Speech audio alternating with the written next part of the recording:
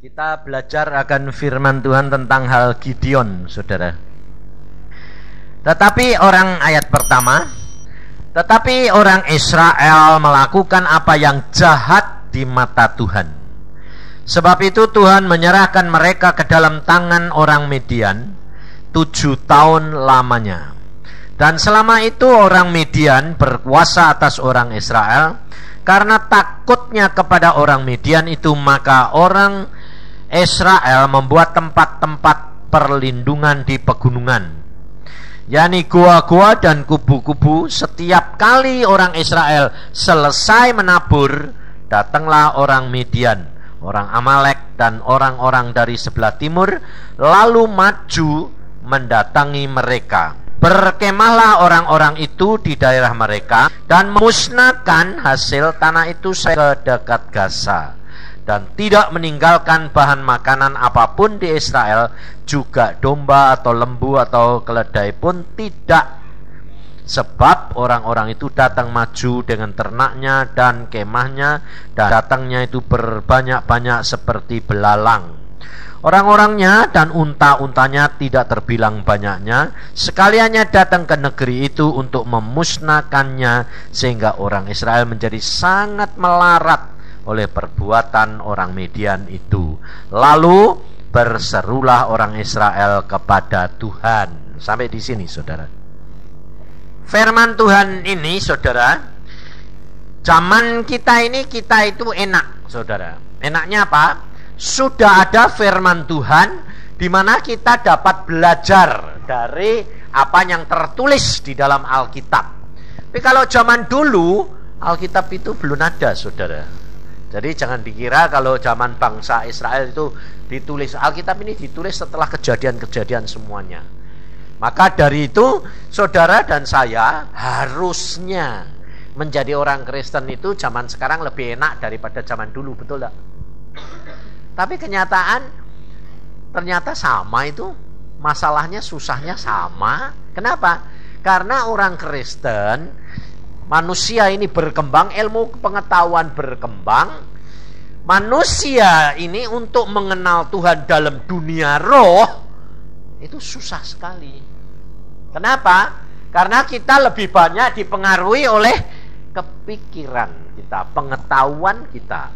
Loh. Padahal kalau saudara itu pelajari firman Tuhan, saudara akan tahu bahwa pengetahuan ini di dalam Alkitab dikatakan di dalam kitab Daniel, bahwa pada akhir zaman pengetahuan ini akan bertambah-tambah.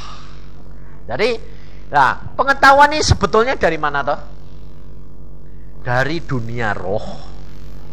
Itu turun, diberikan oleh Tuhan.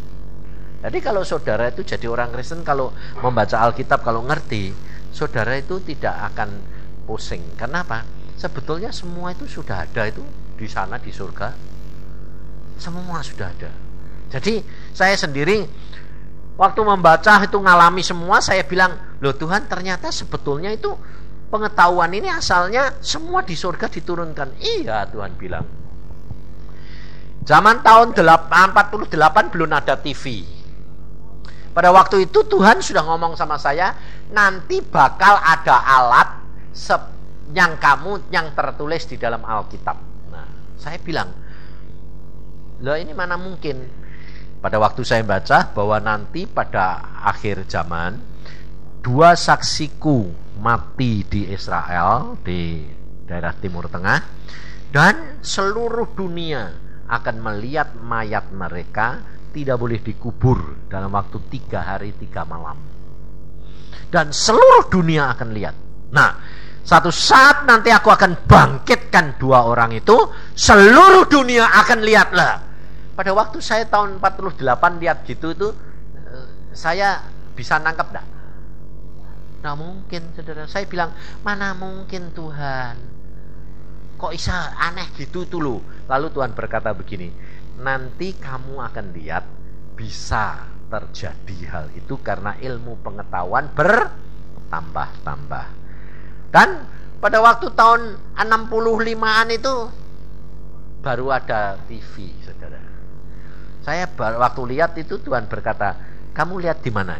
Di Belanda, di negeri Inggris. Di mana? Di Jerman. Ada enggak? Masuk kamu di Indonesia bisa lihat ya. Nah, itu yang aku katakan di dalam Wahyu. Nah. Kemudian perkara fact. Saya lihat sendiri di sana itu ternyata sudah ada. Fact belum ada. Fact ini kan baru ditemukan tahun-tahun ini loh. Tahun 70 saya sudah lihat di surga ada fact. Sampai saya bilang, loh ini apa? Ini apa Tuhan? Nanti di dunia pun ada. Baru di dunia saya tahu namanya fact. Ada. Nah, maka dari itu saudara, jikalau saudara itu belajar akan firman daripada Tuhan, saudara sebetulnya tahu bahwa segala sesuatu asalnya dari Tuhan. Tapi untuk kita bisa mengerti Tuhan, lah ini membutuhkan waktu, membutuhkan perubahan cara menanggapi firman Tuhan. Karena kalau saudara dan saya tidak dapat merubah, saudara tidak akan bisa mengerti. Sebab kita sudah diajar untuk hidup di dalam satu fakta, satu kenyataan. 1 tambah 1 itu 2, ya toh? Tapi kalau sama Tuhan tidak gitu ekonominya, saudara. Coba contohnya saudara lihat. Di dalam keadaan bangsa Israel berbuat jahat, ya toh? Dihukum Tuhan berapa tahun tadi? Baca. 7 tahun. Nah, kalau bangsa Israel nanti bertobat dan baik, dikasih Tuhan berapa? 40 tahun. Jadi sebetulnya kalau saudara tahu, enak turut Tuhan atau enak turut karepe dhewek. Nah iya, pinter tahu dah kamu. Tahu sih tahu, cuma caranya bagaimana lah itu masalahnya, saudara. Nah, kita lihat bangsa Israel dia berbuat jahat. Apa artinya? Mengapa dikatakan berbuat jahat? Di dalam pandangan Tuhan yang dinamakan perbuatan jahat itu apa? Nah, perbuatan jahat itu ada kategorinya, saudara. Jadi ada tingkat-tingkatnya. Tuhan itu paling, ini orang dunia ini, coba orang dunia. Orang dunia ini, Pak, dosa yang paling besar untuk orang dunia apa? Untuk orang dunia, pandangan kita membunuh, terus fitnah, terus zina, ya toh? Di gereja itu kalau zina, kalau apa, fitnah, ya toh? Di hadapan Tuhan itu yang paling sombong itu yang paling dosa yang paling berat apa? Penyembahan berhala. Itu yang paling Tuhan benci, itu penyembahan berhala. Kenapa? Karena Allah di nomor 2 kan. Nah, saudara dan saya itu harus mengenal perangai watak Allah untuk supaya saudara kalau baca Alkitab itu saudara ngerti, supaya saudara jadi orang Kristen itu tidak gampang kecewa, gampang ngomel, gampang gerutu. Karena apa? Ngomel mundur, gerutu mundur. Yang mundur apa ya? Lo kok iman nih? Berkatnya itu lo mundur terus. Berkatnya mundur terus. Coba contohnya bangsa Israel muter-muter di tanah, di padang gurun berapa tahun? 40. Kenapa? Padahal janjinya Tuhan ke tanah Kanaan enak toh? Tapi kenapa kok muter-muter terus? Kayak itu. Gara-garanya itu kecewa, gerutu, ngomel, ya dah. Lah, kamu ini selama jadi orang Kristen ini ngalakuin itu enggak? Pernah. Dia bilang pernah. Maka dari itu saudara, jangan sekali-kali ngomel. Kenapa? Sebab Alkitab sudah ngajar, demikian kamu ngomel, mundur. Sebab apa? Kenapa? Tuhan itu katanya kasih. Loh, dek kasih kok salah sedikit jadi hukum. Loh, bener gak? Nah, kalau saudara perhatiin coba perhatiin. Alkitab berkata begini, aku mengasihi Yakub dan membenci Esau. berpikir secara dunia loh ya. Sebetulnya enak Yakub atau enak Esau? Ayo. Nah, enak Esau. Esau itu tidak setengah mati kayak Yakub. Yakub nipu bapaknya, dia dibales, nipu cuma sekali loh. Dia dibales punya istri 2 aja, suruh kerja 14 tahun. Kira-kira kamu mau enggak? Suruh cari istri, punya untuk dapat istri, 1 istri 7 tahun kerja tanpa bayaran. Siapa yang mau coba? Setengah mati, ditipu lagi. Kepengen Rachel dapat Lea itu matanya juling. Lah, saudara kalau baca, saudara nanti tahu. Makanya itu sampai gini. Kalau kamu baca cerita itu, lalu kamu bayangin zaman saiki, ya ndak logis. Mana dikasih kawin, baru tahu besoknya baru tahu kalau itu logis ndak? Nah, ayo tak tanya. Logis ndak? Ndak toh? Zaman dulu logis dah. Kenapa? Gelap. Gelap satu. Kedua, zaman dulu Yakub belum ngerangkul Rachel. Nggak kayak kamu. Belum apa-apa sudah diosok-osok. Sehingga gelap-gelap pun bisa tahu. Wong pernah jamah, betul enggak? Tapi Yakub belum pernah megang. Jadi dia kalau pada malam itu dia rangkul si Lea, dia tidak tahu kalau itu Lea. Lalu tidak tahu kalau itu Lea, dikiranya Rachel. Nah, Leanya tidak berani bersuara, kalau suaranya kan beda. Taunya paginya sudah terang tanah, loh kok Lea loh. Ngerti? Jadi kalau saudara baca Alkitab itu jangan dibayangi sekarang. Ya kamu mesti menyesuaikan zaman itu gitu. Sehingga saudara itu bisa menghayati. Nah, Yakub saudara dapat kekayaan, dapat berkat semuanya itu kerja keringatnya sendiri enggak? Esau warisan SK masuk siapa? Esau semua. Bayangin. Jadi secara dunia enak mana? Nah, sekarang kamu jadi orang Kristen, orang pilihan enggak? Orang pilihan no? Nah, kamu mau mempelajari Esau atau mempelajari Yakub? Yakub. Sebab kalau saudara tidak mempelajari Yakub, orang yang dipilih Tuhan, saudara pasti selalu kecewa. Tapi kalau saudara dan saya mempelajari Yakub, tidak bakal kecewa. Kenapa?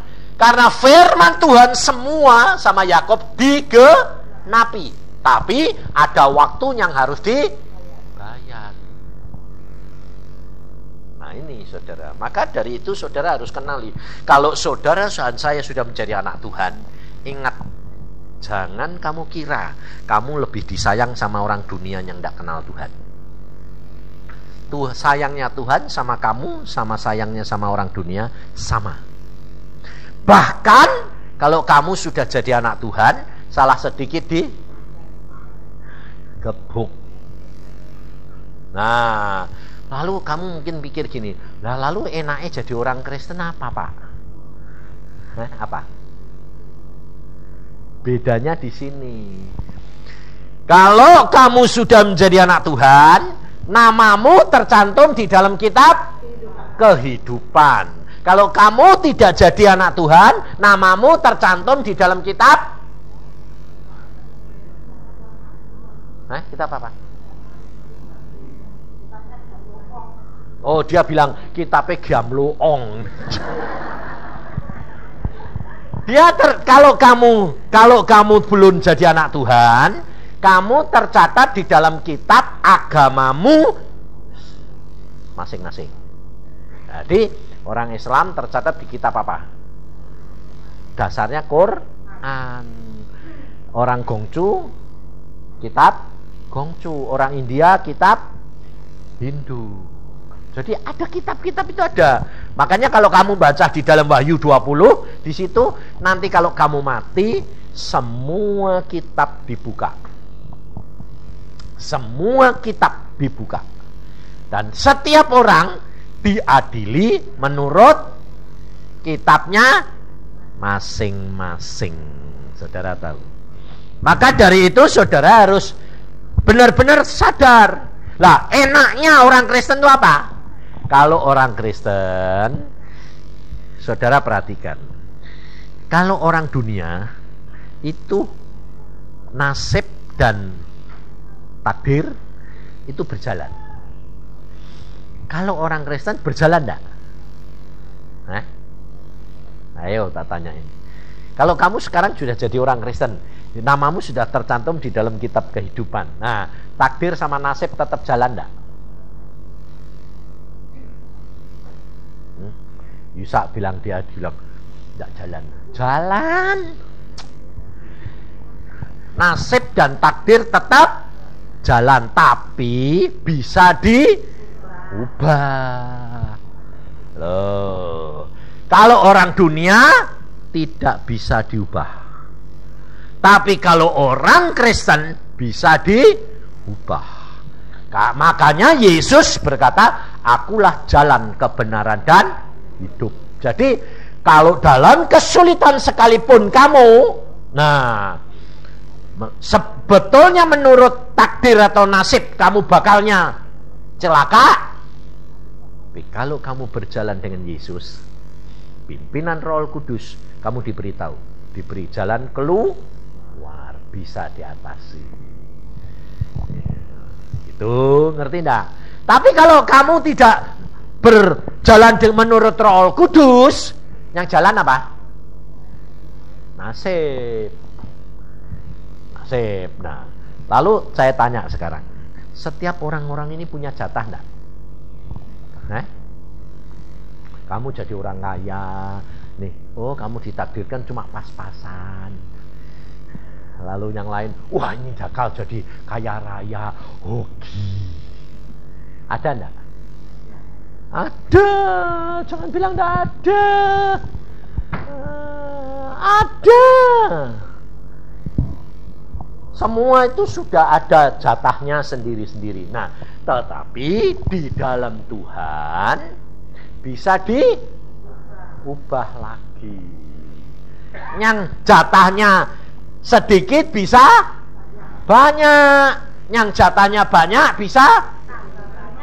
Wah, dia pinter ini. Bisa tambah. Kok enak. Kalau kamu tak jatahmu banyak, tapi dilihat Tuhan bahwa ternyata nanti dikasih banyak, ternyata akhirnya jiwanya terhilang, dipotong. Ngerti? Maka dari itu hati-hati, saudara. Makanya Alkitab berkata apa? Jangan kamu tamak. Satu, kedua, akar kejahatan adalah uang. Ngawur. Cinta uang. Bukan uangnya. Gara-gara kamu cinta. Nah, jadi jangan salah ngerti. Nah, coba baca. Di dalam Lukas 16 itu tanggapanmu bagaimana? Nanti kan kamu kan salah.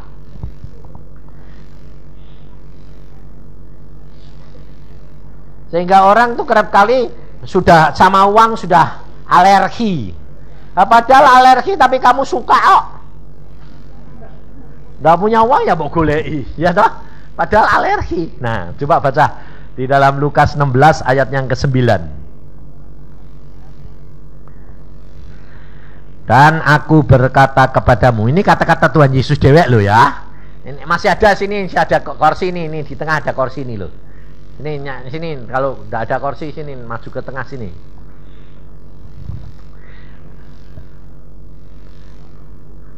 Ada ayat gini, dan aku berkata kepadamu, kata Tuhan Yesus, ikatlah persahabatan dengan mempergunakan mamon yang tidak jujur, supaya jika mamon itu tidak dapat menolong lagi, kamu diterima di dalam kemah abadi.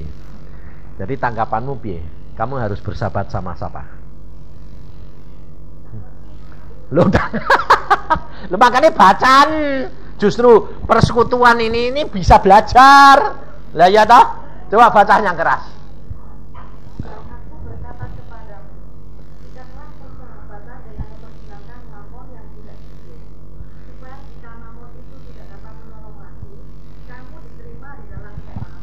Nah, jadi kamu disuruh sahabat sama siapa? Salah. Makanya itu deh baca mesti hati-hati.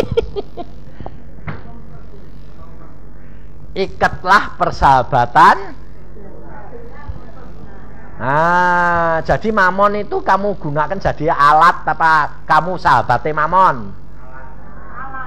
Iya. Tapi orang kalau baca gitu pikirnya apa? Harus bersahabat dengan mamon. Salah. Jangan bersahabat dengan mamon.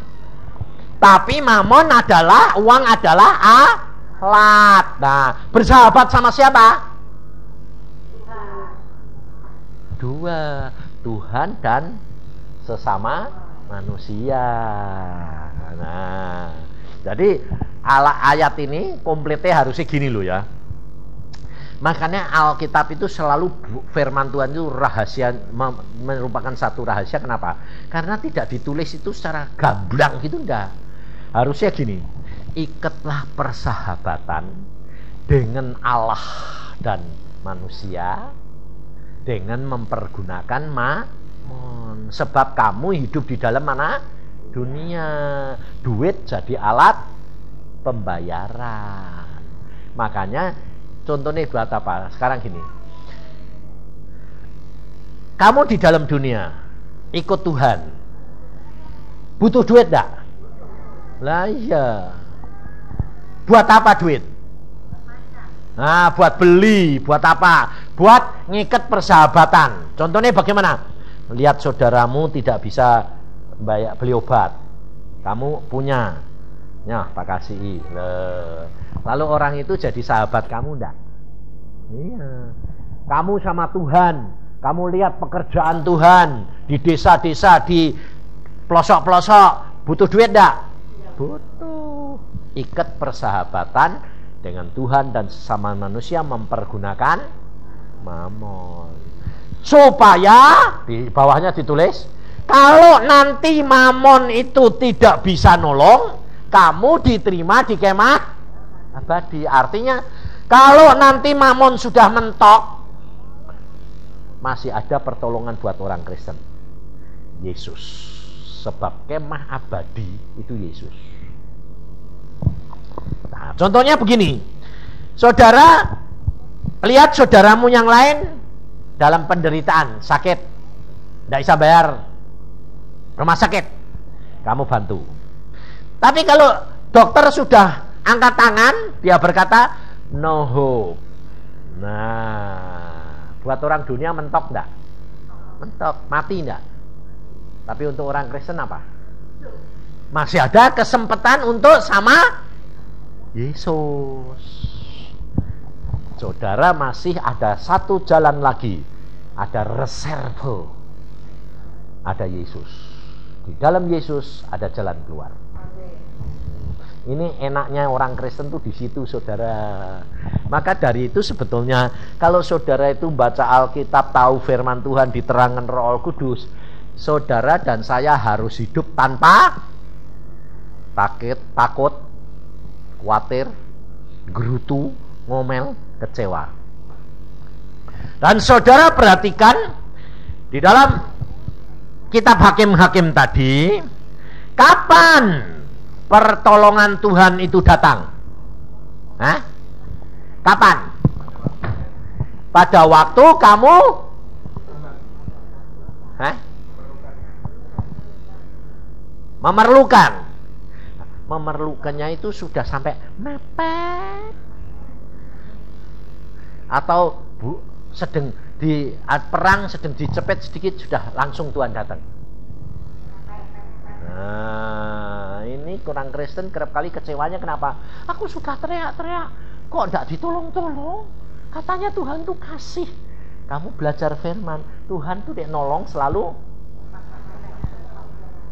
tepat pada waktunya. Memang tepat. Tepatnya itu pada waktu kamu mepet. Sudah tidak ada jalan keluar, baru bertindak. Nah, sekarang kalau kamu sudah tahu gitu, lalu kalau kamu menghadapi masalah, nah, belum kepepet, belum ditolong, kamu bilang apa? Puji Tuhan. Karena apa? Wong masih ada jalan keluar, belum mentok. Nah, tapi kamu kepengen nih cespleng lah itu. Lah makanya banyak orang kecewa. Tapi kalau saudara tahu wataknya Tuhan, Tuhan itu gini loh saudara, ini perhatikan. Sebab ini orang terima salah. Sama ya Pak. Wah belum mepet, belum mentok. Lah lalu dia punya iman mentok ke sekalian. Salah saudara. Maksud saya gini, maksudnya dikatakan, saya katakan mentok, itu ukuran, bukan ukuran kamu mentoknya. Mamanya gini, kamu di dalam kesulitan duit, ya dah, sampai ludes-des baru ditolong. Enggak, yang ludes-des itu apanya? Imanmu. Ngerti tidak? Nah, iman setiap orang itu kan tidak sama. Nah, kalau orang baru bertobat, tidak sampai ditolong sama Tuhan, dibiarkan sampai mentok duitnya habis, malah kabur pergi dukun. Ngerti tidak? Tapi dia baru kesulitan sedikit sudah, Tuhan tolong dong Tuhan, pasti ditolong. Kenapa? Karena Tuhan tahu imannya baru sedikit, mengerti firman Tuhan baru sedikit, masih kanak-kanak. Masuk kanak-kanak, anakmu yang belum tahu apa-apa, belum bisa ngambil apa-apa sendiri, ngoek, mbok biarke sampai ya dia atau ya, ngerti tidak maksud saya? Makanya saudara jangan kaget kalau orang baru bertobat teriak sendiri sedikit sama Tuhan, langsung ditolong. Saya banyak ngonselin orang bilang, Pak, pada waktu saya bertobat kok sembahyang kok cespreng sih Pak. Makanya sampai ada orang totok, tidak bisa bahasa Indonesia, dia datang pada saya gini, Pak, tolong dong Pak, kenapa? Anakku sakit, sembahyang, tidak bisa. Loh, kok tidak bisa sembahyang kenapa? Loh, sembahyang itu seperti orang-orang itu pintar, aku tidak bisa sembahyang. Tuh, sembahyang tuh maksudnya itu kamu ngomong sama Tuhan. Lah kamu kepengen apa? Ya anakku sembuh. Ya sudah sembahyang. Lalu dia sembahyang. Ngomong, tak tunggu nih. Ayo sembahyang sendiri supaya kamu ngalami. Kalau saya yang sembahyang nanti ada apa-apa kamu cari saya. Betul lah? Nah, sembahyang sendiri, dia sembahyang. Tuhan Yesus, anakku ini sakit parah. Gua minta lu sembuhin dong, Tuhan. Dia sembahyangnya itu enggak Yesus yang Maha Kuasa, enggak kayak kamu gitu, baik dah. Anakku sakit, gua minta lu sembuhin dong Tuhan ini. Loh, saya sampai ketawa dewek, kenapa? Lah nyebut Tuhan kok lu.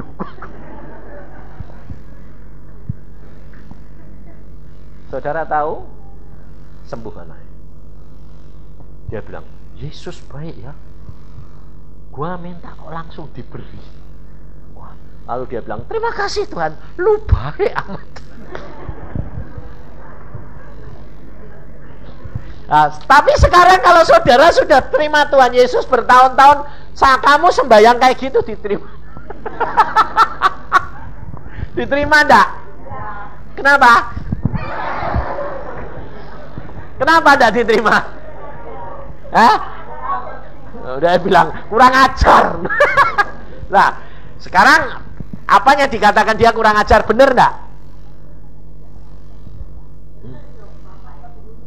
Nah, makanya gini, kalau kamu kenal sama bapakmu akrab banget, sudah gede sama gede nih, kayak kakak adik, kamu manggilnya kayak apa? Bilang apa? Istri saya aja bilang, yang kue itu kayak sembahyang kok kurang ajar. Saya bilang, sebetulnya Tuhan itu tidak lihat gitu, lihat keakraban sahabat. Maka dari itu saudara harus tahu, hidup kita dengan Tuhan itu harus kita lihat. Kenali Tuhan secara pribadi. Nah, kalau Tuhan mau nolong, selalu kalau kamu sudah tidak ada jalan keluar. Kenapa? Karena selama kamu punya jalan keluar, Tuhan tidak mau bertindak. Kenapa? Karena Tuhan tahu kamu selalu masih merasa dirimu mampu. Dan Tuhan tidak mau kemuliaannya diambil orang lain. Selalu dia punya kemuliaan. Nah, maka pada waktu Tuhan membuat orang Israel dihukum, jadi kalau saudara dan saya berbuat jahat, itu salah, pasti dihukum. Contohnya gini Tuhan, saudara itu sama Tuhan, saya sama Tuhan, itu diukur menurut iman nih. Bukan diukur lamanya kamu jadi Kristen. Nah, imanmu. Makanya Tuhan berkata gini, banyak yang di belakang akan menjadi yang terdepan, yang di depan akan jadi yang terbelakang. Kenapa? Sebab jadi orang Kristen tidak maju-maju. Orang yang baru bertobat malah cepat sekali. Sebabnya apa? Sebab orang itu diukur imannya, pengertiannya berdasarkan ngertimu sedikit dituntut sedikit, ngerti banyak dituntut banyak. Nah, lalu kamu ngomong gini, kalau gitu kan lebih baik tahu sedikit Pak, supaya dituntut sedikit. Salah. Kalau engkau dan saya ada kesempatan untuk tahu banyak dan engkau tidak gunakan, kamu salah.